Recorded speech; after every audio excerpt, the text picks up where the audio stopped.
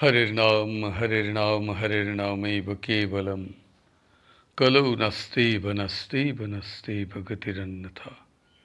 श्री श्री गुरवे नमः। प्रेम भक्ति प्रदातारं आनंदनंदवर्धनम स्वर्णमयी सुतं वंदे जोगमाया मनोहरम। विजय वल्लभां देवीं विजयानंदवर्धिनीं सदानंदमयीं सद्धिं जोगमायं नमाम्यहम्।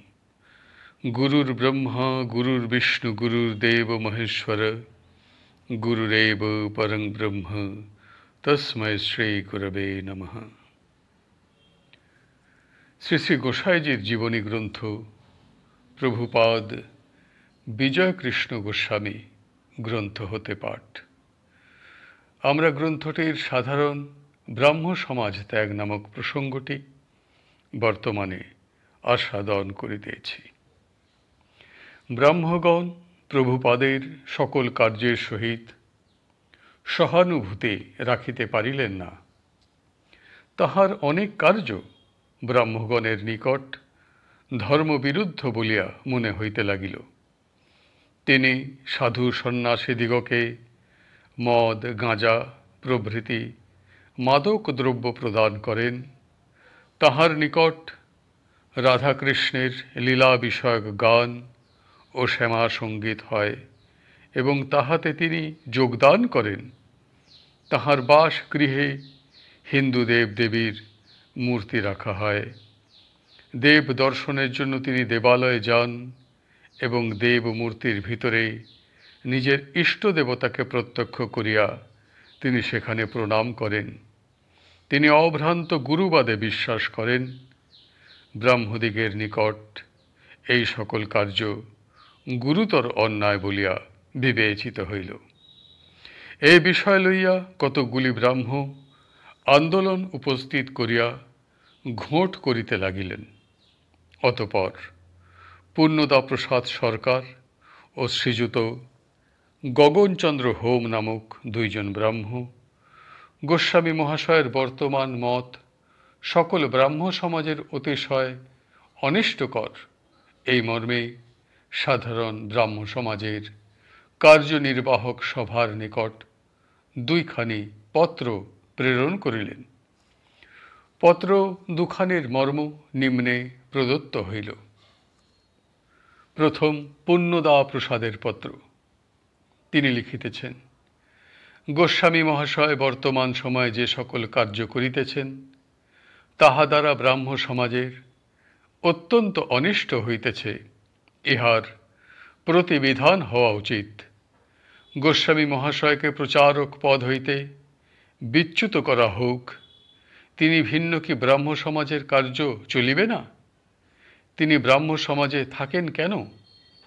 যোগ সাধন করিবার ইচ্ছা হইয়া থাকে, সমাজ হইতে পৃথক হইয়া করুন। দ্বিতীয় গগনচন্দ্রের পত্র। তিনি লিখিতেছেন, ব্রাহ্ম সমাজের বাড়িতে পৌত্তলিক গান হয়। গোস্বামী মহাশয়ের গৃহে অশ্লীল ছবি যেমন নবনারী কুঞ্জর, অষ্টসখী ঘোড়া ইত্যাদি রাখা হয়। ইহা অতিশয় অন্যায় ও ব্রাহ্ম ধর্ম বিরুদ্ধ। এইখানে লেখক পাদ টিকা লিখিতেছেন। প্রথম, হিন্দু দেব দেবীর মূর্তি ঘরে রাখা ব্রাহ্মরা দোষ মনে করেন, কিন্তু খ্রিস্টের মূর্তি রাখা দোষাবহ মনে করেন না। দ্বিতীয় টিকা লিখিতেছেন, 9 জন গোপী একত্র হইয়া হস্তির এবং 8 জন গোপী একত্র হইয়া অশ্বের আকার ধারণ করিয়াছেন এবং শ্রীকৃষ্ণ তদুপরি আরোহণ করিয়াছেন। এইরূপ চিত্রপটকে নবনারী কুঞ্জর ও অষ্টসখী ঘোড়া বলা হয়। গগনচন্দ্র তাহার পত্রে আরও লিখিতেছেন, গোস্বামী মহাশয় গোপনে সাধন প্রদান করেন। সাধন গোপনে দেওয়া হয় কেন? তাহার প্রদত্ত সাধন প্রণালী যদি সত্য হয়, তাহা হইলে ব্রাহ্ম সমাজের বেদী হইতে তাহা প্রচারিত হোক, লোকে বিচারপূর্বক গ্রহণ করিবে। যাহারা কিছুদিন গোস্বামী মহাশয়ের প্রদত্ত সাধন প্রণালী অবলম্বন করিয়া সাধন ভজন করেন, তাঁহারাই ব্রাহ্ম সমাজের প্রতি বিতরাগ হইয়া পড়েন। তাঁহার শিষ্যগণের বিশ্বাস যে তাঁহার চরণে মস্তক রাখিলে তাঁহাদিগের উপকার হয়। এ কি ভয়ানক কথা! ইহা দ্বারা মানুষ ভগবানের আসনে অভিষিক্ত হইতেছে নাকি? সত্তর ইহার প্রতিবিধান হওয়া আবশ্যক। পুণ্যদাবাবু ও গগনবাবু পত্র লিখিবার পূর্বেই গোস্বামীপাদের কার্য লইয়া ব্রাহ্মদের মধ্যে আন্দোলন উপস্থিত হইয়াছিল। ইহা জানিতে পারিয়া প্রভুপাদ 1808 শকের 10ই চৈত্র সাধারণ ব্রাহ্ম সমাজের কার্যনির্বাহক সভার নিকট তাহার প্রচারক পদের ত্যাগপত্র প্রেরণ করেন, কিন্তু কার্যনির্বাহক সভার স্বনির্বন্ধ অনুরোধে তাহাকে উক্ত ত্যাগপত্র প্রত্যাহার করিতে হয়। অনন্তর পূর্ণদাবাবু ও গগনবাবুর পত্র পাইয়া উক্ত সভা তাহার ধর্মমত সম্বন্ধে অনুসন্ধান করিবার নিমিত্ত এক সাব কমিটি নিযুক্ত করেন। আনন্দমোহন বসু, পণ্ডিত শিবনাথ শাস্ত্রী, নবদ্বীপচন্দ্র দাস, শ্রীযুক্ত কৃষ্ণকুমার মিত্র ও শ্রীযুক্ত আদিনাথ চট্টোপাধ্যায় সাব কমিটির সভ্য হন। তাহারা 1809 শকের 30শে বৈশাখ মতান্তরে 13ই মে সিটি কলেজে সভা করিয়া গোস্বামীপাদের বিরুদ্ধে যে সকল অভিযোগ উপস্থিত হইয়াছে তাহার নিকট সেই সকলের কৈফিয়ত চাহিলেন। গোস্বামীপাদ কৈফিয়ত দিতে অস্বীকার করিয়া বলিলেন যে এইরূপে আমি আপনাদিগকে কিছুই বলিব না। আমার বাড়িতে গিয়া বন্ধুভাবে এ সম্বন্ধে আলাপ করিতে ইচ্ছা করিলে আমি তাহাতে সম্মত আছি। তাহার এই কথায় সভ্যগণ সন্তুষ্ট হইলেন না, কিন্তু ইহা ভিন্ন অন্য উপায় নাই দেখিয়া অগত্যা তাহাদিগকে গোস্বামীপাদের কথাতেই সম্মত হইতে হইল। তাহারা তাহার বাড়িতে উপস্থিত হইয়া তাহার বর্তমান ধর্মমত সম্বন্ধে তাহার সহিত আলাপ করিলেন। তাহার পর তাহারা কার্যনির্বাহক সভার নিকট তাহাদের মন্তব্য প্রদান করিলেন।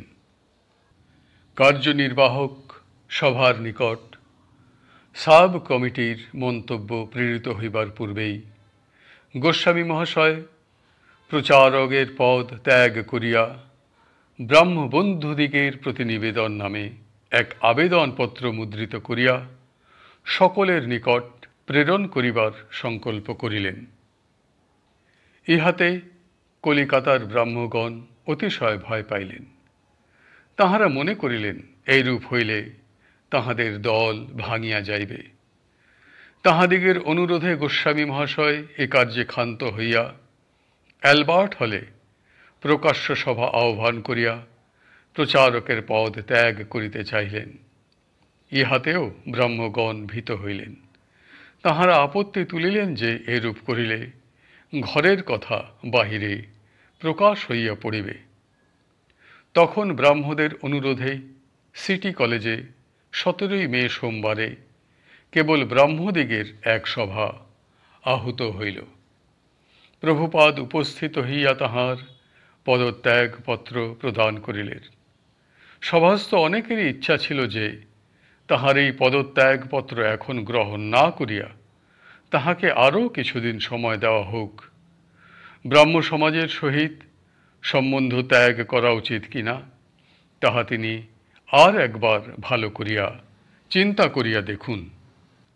আর তাহার ন্যায় ভগবদ ভক্ত আদর্শ ধার্মিক ব্যক্তিকে পরিত্যাগ করা উচিত কিনা ব্রাহ্ম সমাজও তাহা ভাবিয়া দেখুন।